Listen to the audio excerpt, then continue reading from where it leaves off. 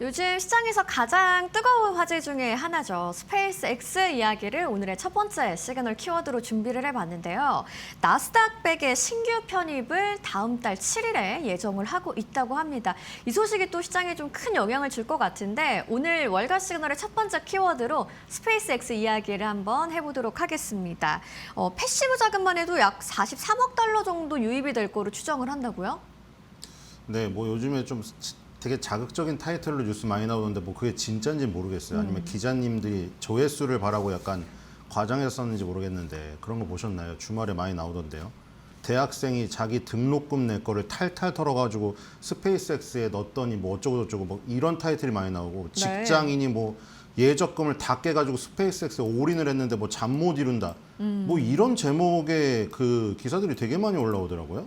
근데 그만큼 이제 스페이스X에 관심이 많았다는 건데 그렇겠네요. 지금 그 혜택을 많이 주는 게 사실이에요. 지금 이거 보시면은 정말 이건 특혜죠. 지금 상장할 때부터 특혜였어요. 맞죠? 상장 일정도 연기시켜줬고 거의 패스트 트랙식으로 네네. 어떤 절차라던가 이런 거를 일사천리로 통과시켜줬거든요. 이게 일론 머스크가 예뻐서 그런 거 아닙니다. 지금 일론 머스크 잘 아시다시피 지금 트럼프한테 황금 열쇠 받고 나왔잖아요. 네. 물론 언제든 백악관에 들락날락 하라고 줬지만 그거는 마지막 어떤 그동안의 감사의 징표지 사실 동맹이 깨진 거잖아요. 그렇기 때문에 앨런 머스크에게 뭐 특별히 무슨 조만장자 되라 어차피 조만장자 됐는데 왔다 갔다 하고 있지만 혜택을 그렇게 줄 필요는 없는데 스페이스 X라는 이 기업이 어떤 미국 주식 시장에 미치는 영향이 워낙에 크기 때문에 그렇게 특혜를 주는 것 같아요. 네. 이번에도 지금 나스닥 100 편입 확정을 규정을 변경하면서까지 오. 이건 완전 특혜 아닙니까? 이 스페이스 X를 위해서 네. 규정을 뜯어 고쳐가지고 마치 원포인트 개헌처럼 법을 바꿔가지고 이거를 길을 열어줬습니다. 그 7월 7일 날 편입이 예정됩니다. 네. 그러면 말씀하신 그 나스닥 규정 변경이 어떤 내용인지도 한번 소개를 좀 해주시죠. 네, 지금 사실 스페이스X가 물론 다른 어떤 인공위성 업체들에 비해서 이제 수익성에 대한 부분이 조금 담보가 된 부분이 있어요. 있는데 네. 그럼에도 불구하고 지금 뭐 향후에 뭐 지금 계속해서 이런 것들이 일반적으로 된다는 보장이 없는데도 지금 이걸 다 바꿔준 거죠. 수익성 요건도 완화시켜주고 상장 후에 거래일 수도 지금 거래일이 지금 며칠이나 됩니까? 20일도 안 돼요, 거래일이. 거래일 수도 요건 완화해줬고 거래 가능한 주식 물량 규모 이것도 요건 완화해줬고 변동성이 심한데도 불구하고 지수를 편입시켜줬다. 왜냐면 우리나라에도 코스피 200이라던가 뭐 코스닥 50 이런 것들이 있는데 네. 그게 시가총액만 된다고 해서 편입되는 게 아니에요. 뭐 200이라고 해서 200순위, 50이라고 해서 50순위가 딱 잘라서 하는 게 아니라 대표성을 갖추고 여기서 보여준 대로 변동성이 심하지 않은 실적 이런 것들이 바탕이 되고 거래일수도 바탕이 돼야지 들어가는 거죠. 그 대표하는 지수잖아요. 나스닥 100이라는 건 나스닥을 대표하는 100종목이잖아요. 그렇기 때문에 이런 대표성을 띠기 위한 여러 조건들이 있는데 스페이스X가 대단한 회사긴 하지만 아직 굉장히 초창기이기 때문에 시장에서 검증이 되지도 않았는데 그냥 편입을 시켜줬습니다. 근데 이게 왜 큰 거냐? 예를 들어 코스피 200도 마찬가지고 나스닥 100 이런 것도 마찬가지인데 이런 걸 지수를 설정하게 되면은 이걸 벤치마크로 해서 자산운용사들에서 펀드를 만듭니다.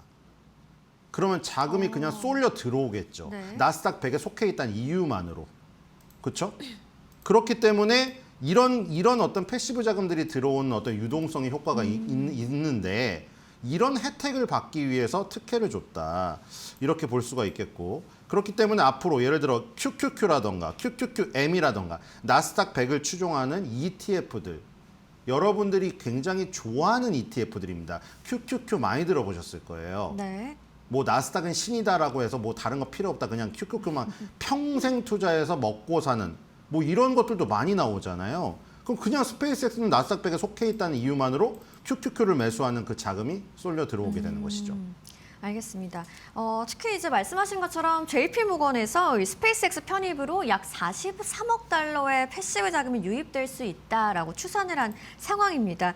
뭐 스페이스X의 주가는 6월 16일 날 최고가를 달성하면서 이제 그 후에 좀 적정가를 찾아가고 있는 상황이고요. 그 부분도 같이 살펴보시면서 그렇다면 S&P 500 편입은 또 어떻게 되는 건가 궁금하실 수도 있을 것 같은데 저희가 다음 화면 보면서 이야기 계속 나눠보도록 하죠. 네, S&P 500은 조금 더 보수적입니다. 아, 그렇군요. 그래서 S&P 500은 요건을 변경하면서까지 스페이스X를 들여보내주진 않을 것으로 지금 얘기가 나오고 네. 있습니다. 아시다시피 S&P 500은 종목 수도 더 많고요.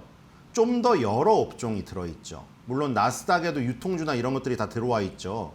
그런데 나스닥보다는 S&P 500이 좀 더 골고루 포진되어 있을 수밖에 없죠. 미국을 대표하는 다양한 업종의 대표주들이 포함되어 있죠. 여기는 뭐 아무리 빨라도 최소 12개월 이상은 검토하고 나서 들여보내주겠다. 이런 네. 신중한 입장입니다. 그렇기 때문에 일단 나스닥 100은 기술주 위주기도 하고 그 스페이스X 성격도 맞고 그래서 일단 길을 열어줬지만 좀 더 다양한 업종이 있고 좀 더 대표성이 있는 S&P 500은 아직 좀 뜨뜻미지근한 반응이다. 이렇게 네. 보시면 될 것 같아요. 자, 나스닥 같은 경우에는 규정 변경을 통해서 좀 빠르게 편입을 했는데 S&P 500은 즉시 편입의 가능성은 좀 낮아 보이는 상황이다라고 좀 분석이 나왔습니다. 스페이스X의 주가 흐름 또 차트를 통해서 한번 보도록 하시죠. 요즘 주가 흐름은 좀 어떻게 이어지고 있나요? 네, 지금 좀 좋지가 않습니다. 어. 왜냐하면 지금 상장일 날 당시에 종가 밑으로 일단 내려가 있고요. 네. 그리고 지금 좋지가 않은 게 그 농구공을 여러분들 튀기면은 월드컵이니까 축구공으로 할까요? 축구공을 튀기면은 그럴까요? 네. 바람이 빵빵한 공은 튀깁니다. 근데 바람이 빠진 공은 어떻게 되죠? 반등이 심하지 않고요. 주저앉아요, 그냥. 그건 이제 바람이 많이 빠졌다는 얘기죠. 힘이 없다는 얘기죠. 지금 주가도 똑같거든요. 만약에 이게 기본적인 반등만 해도 여러분들 그냥 공을 떨어뜨려 보세요. 기본적인 반등만 해도 어느 정도 떠오릅니까?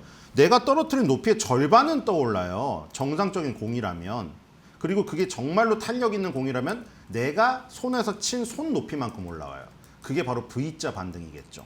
근데 지금 스페이스X는 보면은 절반의 반등도 못하는 완전 바람 빠진 공의 모습입니다. 이런 경우에는 추가 하락의 가능성이 높아요. 지금 저 150달러가 밑으로 깨지면은 뭐 나스닥 100 편입이고 뭐고 이런 호재에도 불구하고 밑단이 깨질 우려가 있습니다.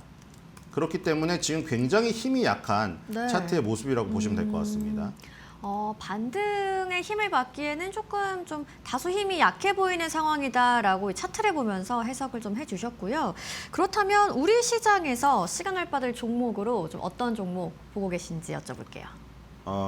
뭐 오늘 이 스페이스X가 좀 부정적인 얘기를 했기 때문에 네. 뭐 이거를 부정적인 거를 연결시켜서 얘기를 할 수는 없잖아요. 그러니까 하나 에어로스페이스인데 네. 이렇게 안 좋아서 하나 에어로스페이스도 망할 것 같아요. 이렇게 얘기할 수는 없고 그런 말씀은 연관된 아니겠죠. 기업이죠.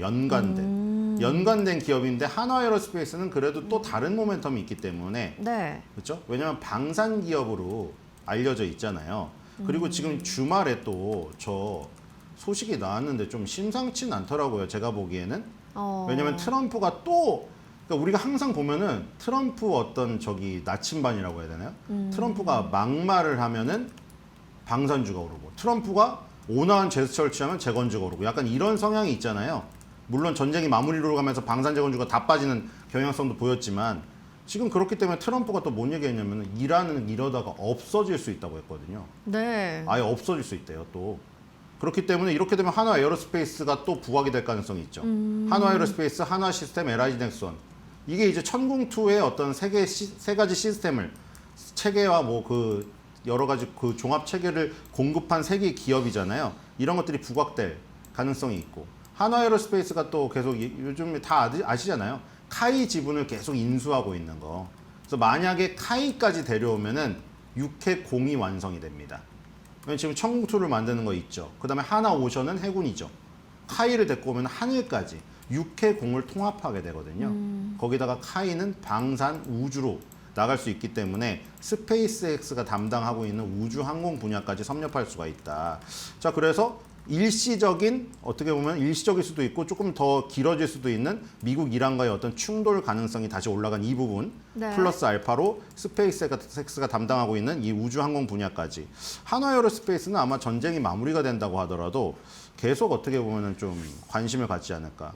왜냐하면 좀 한쪽에서 보니까 우크라이나 전쟁은 더욱더 격화되고 있더라고요. 네.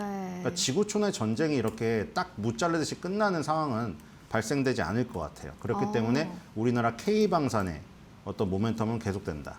네. 일단은 오늘 스페이스X 이야기를 해봤습니다. 뭐 AI나 우주 테마에 대한 관심과 수요가 워낙 높은 상황에서 뭐 고평가 논란에 대한 변수는 남아 있고요. 뭐 수익 실적이라든지 밸류에이션 앞으로도 좀 중요하게 보셔야겠죠.